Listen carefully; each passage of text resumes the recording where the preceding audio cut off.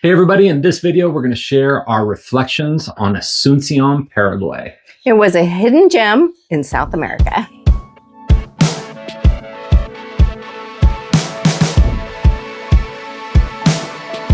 Hey everybody, I'm Sean. And I'm Deb. And welcome back to the channel. So as you can see, if you've been following along, we are back in Florida. I've got to be back here for business, and we're kind of resupplying, and we're catching up on some of our videos. And today, we're going to talk about Asuncion, Paraguay, and some of our reflections on our time in Asuncion. So we have a few different sections that we're going to talk about, same ones we do in our other reflections. But I will say Asuncion really surprised us. Man, it was a shocker. And I mean pleasantly, like we were not expecting what we got out of Asuncion. Absolute hidden gem in South America. So if you're a digital nomad traveling around South America and Asuncion isn't in your plans, it should be. Yes. So first thing we will talk about, though, this did not surprise us because we were kind of prepared for it, but it was still kind of shocking, was the weather. Yeah. So it was shocking when we got off the plane. When we first got there, the first week averaged somewhere around 104 degrees a day. It was hot. It was so hot. Yeah. We spent our first week kind of dodging in and out of air-conditioned places as we were exploring because it was just hot. Now, after the first week, it did get more pleasant. So also, we were in the tail end of their summer because they're flip-flop from what we are here. So we were in the tail end of their summer, and we caught a really hot week. And then after that, it did get more pleasant. If you want to visit Asuncion and that's too hot for you, if you go during their winter months, you're going to get more like highs in the high 70s and lows in the 50s at night. Probably much more pleasant. Yeah. But even like the last 3 weeks we were there, the first week was hot. Yeah. But it kind of gave us a comparison. So the last 3 weeks we were like, oh, this feels amazing because it's not the first week of 105. Right. After that first week, definitely when we walked in the mornings or evenings, it was great. So we did get some rain while we were there. The thing about rain in Asuncion is it seemed to roll in and it seemed to roll out. So it wasn't like you had an entire day that was lost to the rain. So some of the activities that we did while we were in Asuncion. Now remember, we're digital nomading. So if you're working during the day, you're not like looking for constant activities all the time. Yeah, we're not there on vacation. So we're working, but we're trying to find interesting, fun things to do, learn about the culture, learn about the city. So one of the things we did was visit Old Town. And that we just did as a day trip. We took an Uber down there, spent the day. We did visit a couple museums down there that were really nice. And it's at Bolsey. Yeah, it's definitely one of the outings. We don't actually recommend staying in Old Town because we loved our Recoleta neighborhood. But it's a definite visit probably when you're down there. So. Yeah, I think it's pay attention to all of the things you'll read and see on YouTube or on the web. Go during the day, stick to the main areas, don't stray off the path, kind of standard path. Just have your wits about you. It's not, we didn't find it to be dangerous at all. It just was, an old town. But I will say for safety wise, go during the day. Yes, go during the day. So then also, this sounds really weird, but the malls are really great in Asuncion. And we had one that was about 4 blocks from us, and it was like so nice. Like there was a full beer garden out front with vendors, and every night, you could go down and sit and eat or drink a beer, and it was always occupied. Yeah, so. And in the parking garage underneath the mall, because it's so hot sometimes, every Tuesday, I think they would have basically a farmer's market. So you could go down there and you get fresh fruit, all kinds of like honey and bread and all kinds of home-baked stuff. We'll talk more about the fruit in a minute. We will, but it was, so the malls aren't just like a shopping mall. It's kind of a nice place to be able to go and do community activities as well. Yep. So we also took, this is popular to do from Buenos Aires. We did it from Asuncion. We took a 3-day weekend and went out to Iguazu Falls. Must see if you're in that area. Absolute must see. So from the airport in Asuncion, you can fly directly into Ciudad de Este, which is on the Paraguayan side, or you can fly into the Brazil or the Argentina side. You have all 3 options. So we did that for a 4-day weekend. We did a whole video. Those videos. Yeah, because we did a video that explains how to do it and kind of give step by step. Yep. And then we also did, this was our only via tour excursion in Paraguay. We did a boat tour on the Paraguayan River. Yeah. And we enjoyed that a lot. So the Paraguay River is like Asuncion sits right on the river, and it's a very wide, very deep river, basically kind of their version of the Mississippi River. Mm-hmm. And when we went out on our boat tour, like there was nobody on the river. So we got like this huge, beautiful river basically all to And we were ourselves. the only people that signed up. So it was just us and our guides. And they did an amazing job. So that was totally worth going as an excursion outing.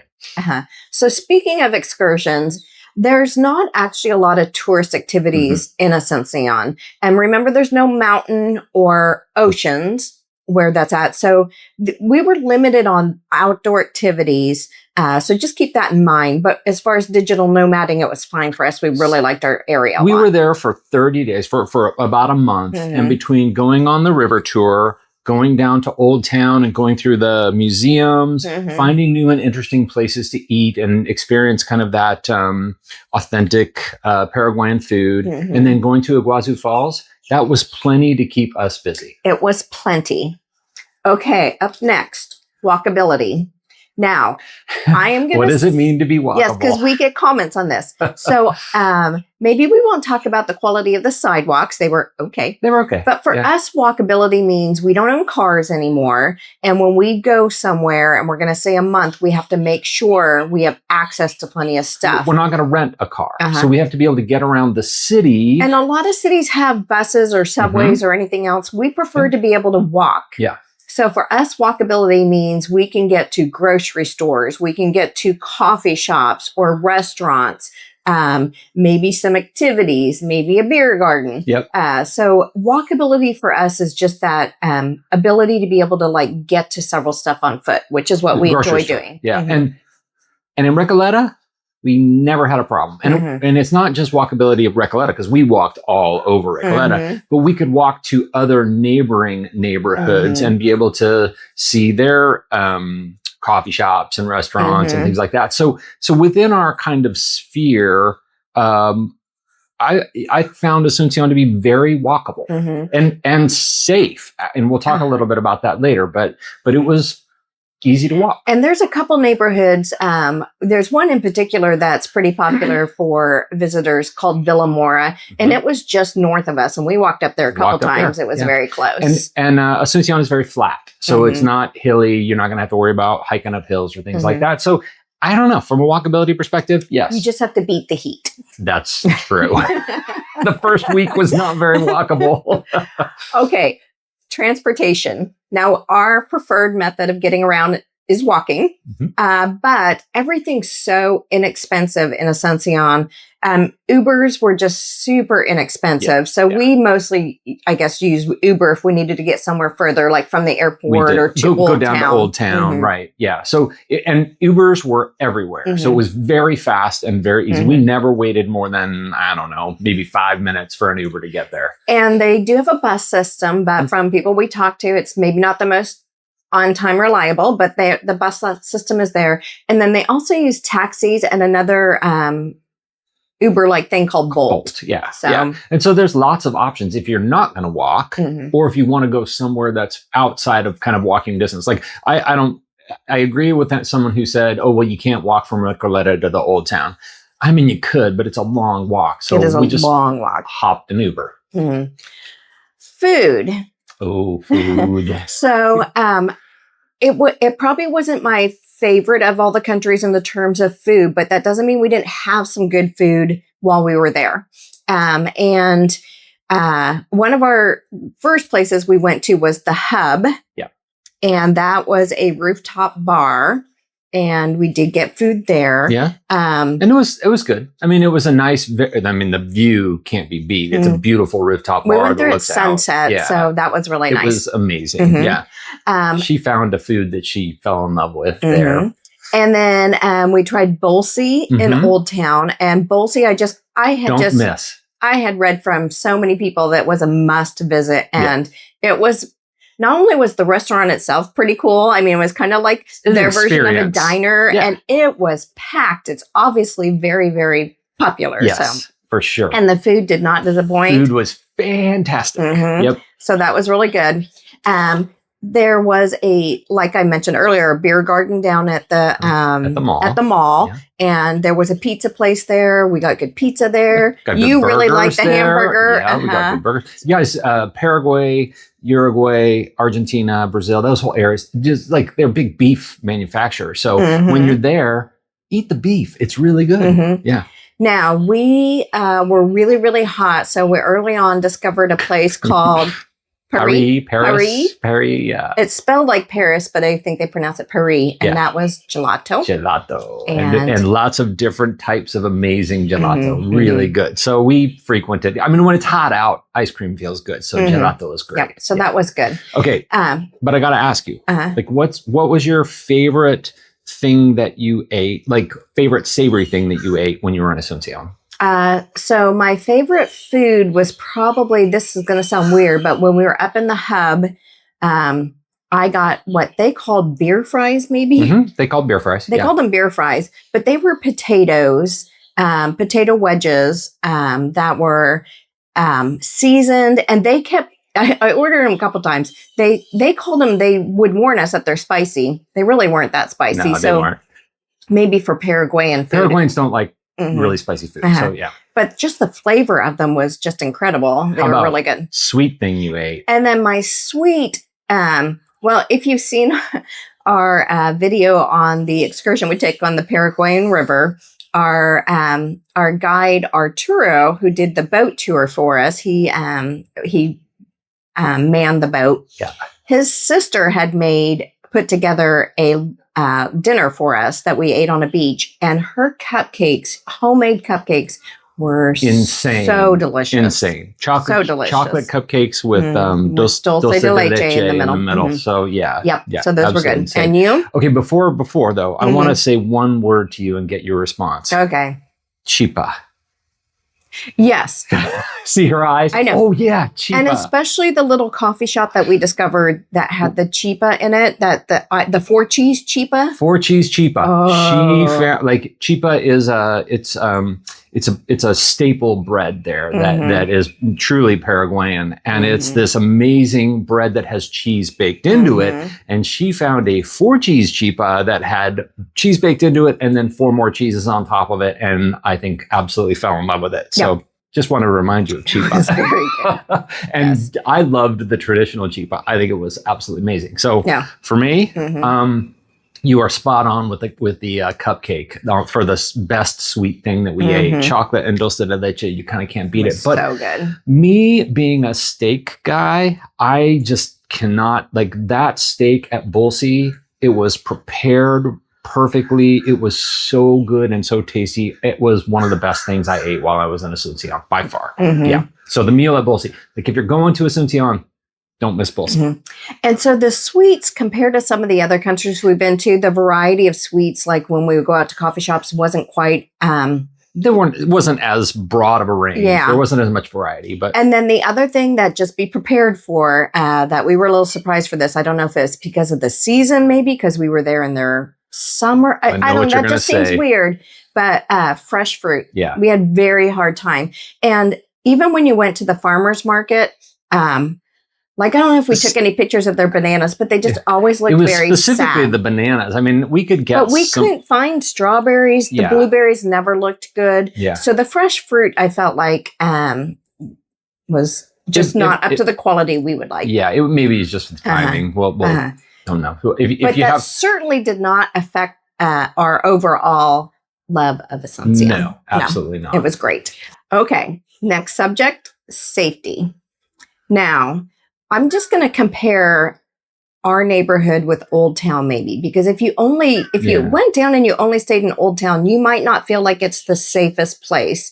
Like, not only should you not walk around at night, we knew someone who was staying in Old Town in a hostel, and she was told when she would go out at night, make sure you take an Uber back. Yeah. So safety is more concerned there. We, however, were staying in Recoleta.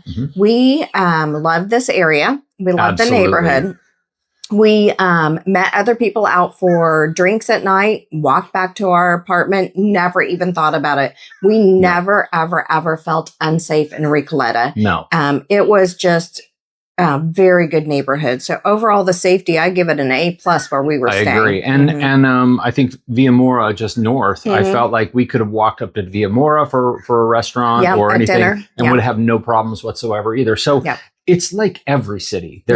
There's safe spots and there's less safe spots. And you just have to do your research around it. Obviously, Old Town is one of those ones. That's why Deb said if you're coming to Asuncion, don't, the instinct is, let's stay in the Centro, let's stay in the Old Town. Actually, I would recommend don't do that. Go visit it, but stay in Recoleto or stay in Viamora. Yep. Yeah, definitely. Okay.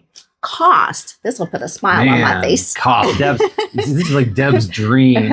Now, so remember, we're not going to use the word cheap because that implies like things that aren't good. We're going to use like less expensive or affordable because Asuncion was certainly And then we affordable. always have to understand too, we're coming in with, we're making our money outside of Asuncion. Yeah. So how does our US dollar, how much further does it go? Now, obviously, if you're living in Asuncion and living out in off a smaller amount, this might not seem like when we say affordable, but for us, it was very affordable. Also, we're comparing this to, we had come from Buenos Aires and then we went to Montevideo. So we're comparing how does Asuncion compare to those two cities from an affordability perspective. And everything was so much more affordable. So much more affordable. Our accommodations for a month were very affordable.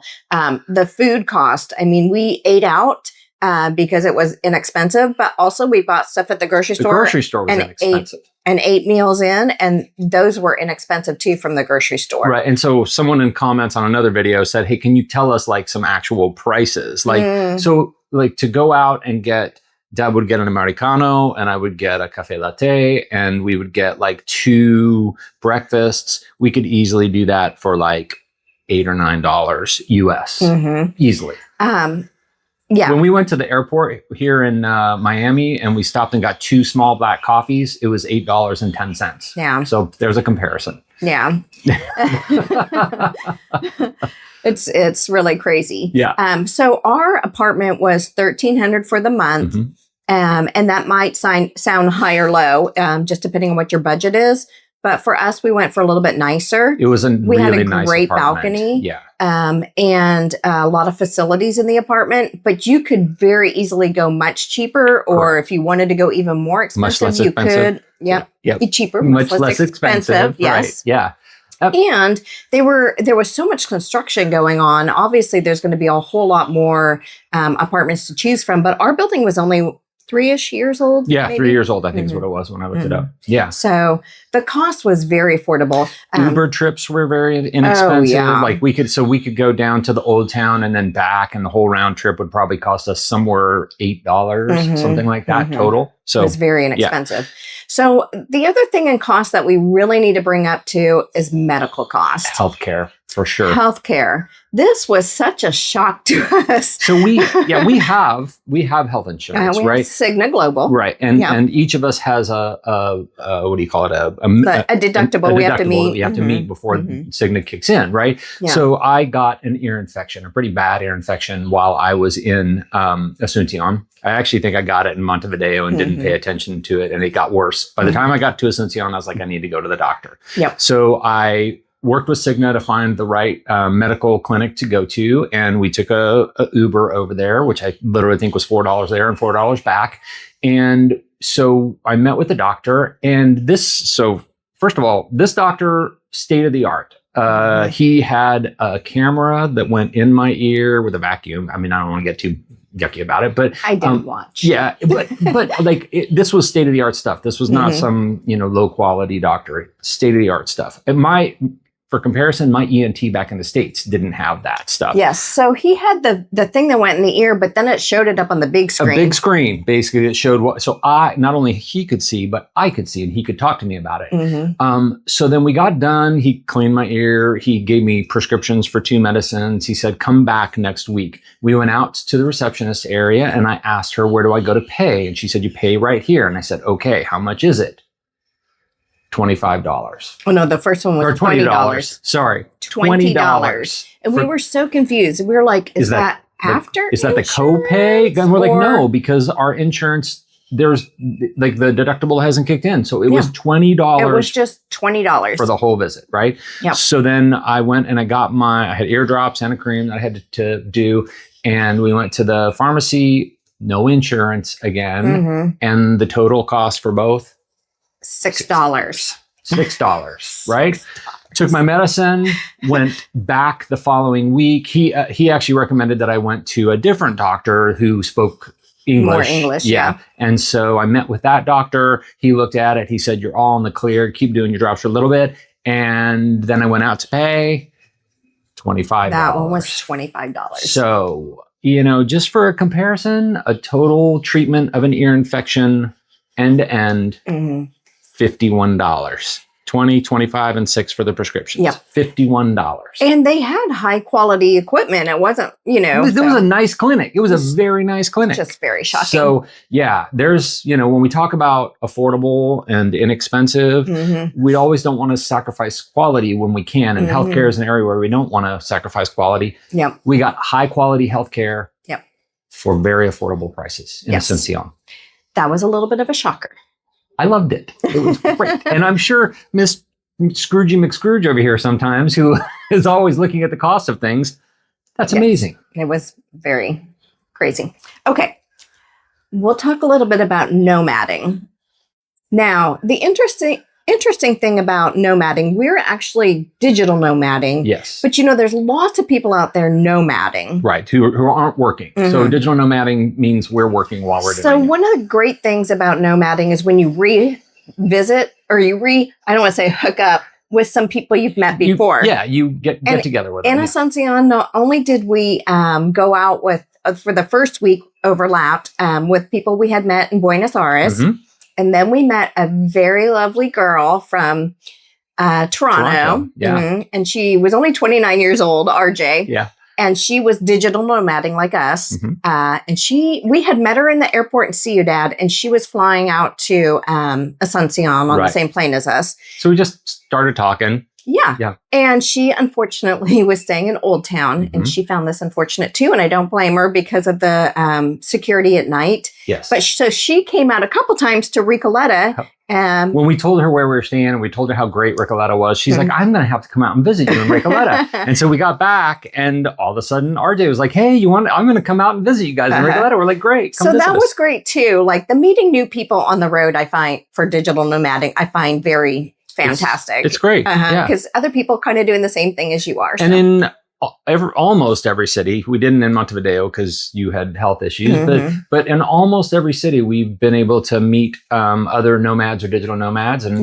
get together for coffee and share stories on the road. And So digital nomading. Also, the Wi-Fi was never a problem in Asuncion. That is so important to us because we're still working. So we've got to have good, solid Wi-Fi. We have to be able to have meetings with our clients. We have to be able to upload and download files. We want to create our YouTube videos. And Asuncion had great infrastructure, not just for Wi-Fi, like in our apartment building, but when we were walking around, we had Claro for our mobile chips, our eSIMs, and we never had any issues. So it's from a internet perspective.